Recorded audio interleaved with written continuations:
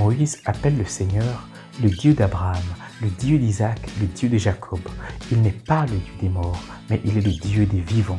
Explique Jésus pour répondre aux Sadducéens qui soutenaient qu'il n'y a pas de résurrection des morts. Nous l'entendrons, le lirons dans l'évangile de ce 32e dimanche du temps ordinaire.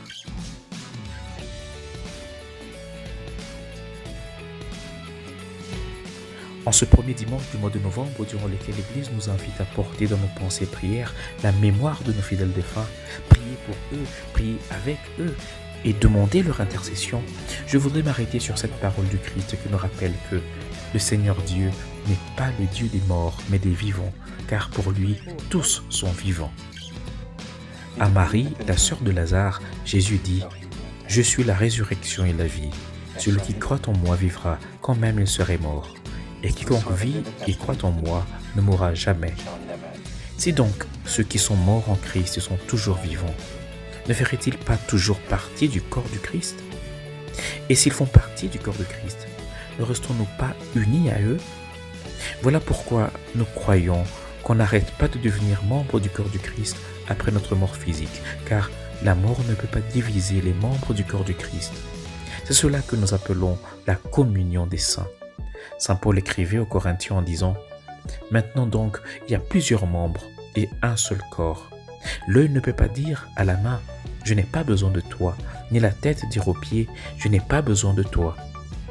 Étant donc tous membres du corps du Christ, ne serait-il pas normal que nos frères et sœurs qui désormais reposent dans le Christ intercèdent pour nous, puisque Saint Paul le rappelle dans sa lettre aux Corinthiens en disant « Et s'il y a un membre souffre, tous les membres souffrent avec lui ».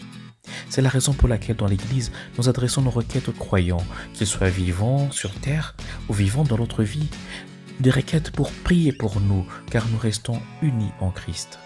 Mais attention, cette demande, demander l'intercession des âmes défuntes ou prier pour elles et avec elles, n'est pas à confondre avec la nécromancie, qui est cette pratique occulte prétendant consulter les morts ou d'autres esprits d'autres tombes sur l'avenir. Une pratique interdite par l'Église et prohibée dans les Saintes Écritures. D'aucuns me demanderaient, mais quelle assurance avez-vous que les défunts, les saints dans l'au-delà sont conscients de vos requêtes ou qui sont au courant de ce qui se passe sur la terre ou concernés par nos vies?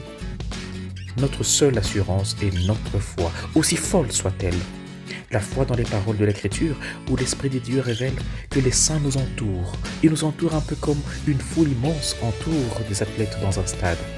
Ainsi qu'il est écrit dans la lettre aux Hébreux, « Nous donc aussi, puisque nous sommes environnés d'une si grande nuée de témoins, rejetons tout fardeau et le péché qui nous enveloppe si facilement. » Et dans le même chapitre, il nous est révélé que nous nous sommes rapprochés de ceux qui vivent dans les cieux.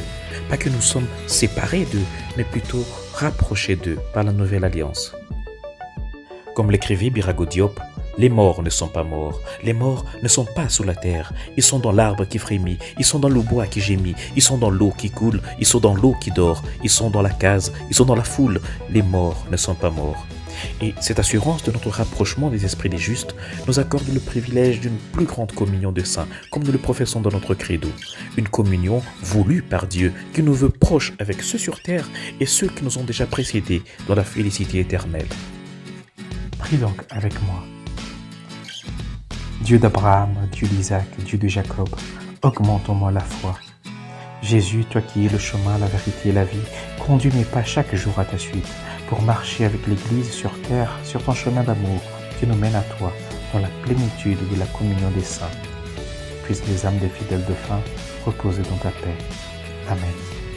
Et que le Seigneur te bénisse et te garde, ta famille et toi-même, au nom du Père et du Fils et du Saint-Esprit. Amen. Bon dimanche chez vous.